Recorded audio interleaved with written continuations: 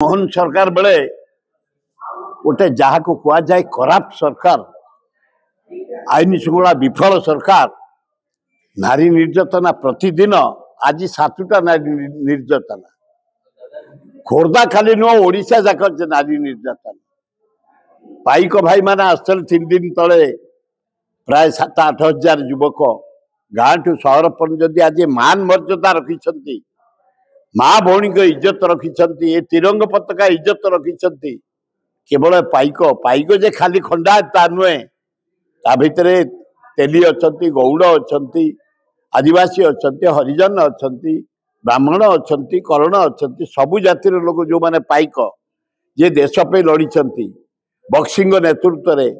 आमर राजगुरु नेतृत्व रे ब्रिटिश विपक्ष रे जो खोर्धा बरुणई करुणई टू आंदोलन आरंभ होता से पाइक भाई मान को आमर आह्वान सरकार पर विश्वास नहीं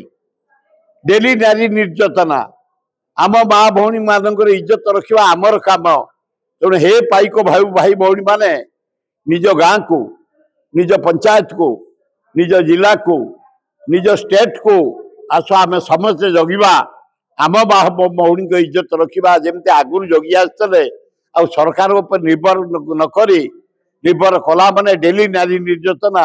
हाराहारी 13,000 नारी निर्यातना सरला 60 नारी को पता नहीं प्राय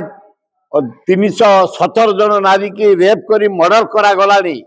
नारी निर्यातन इंडिया नंबर 1 ओडिशा आसतु समस्ते एकाठी एकाथर गैप हो मिलूना खोजा चली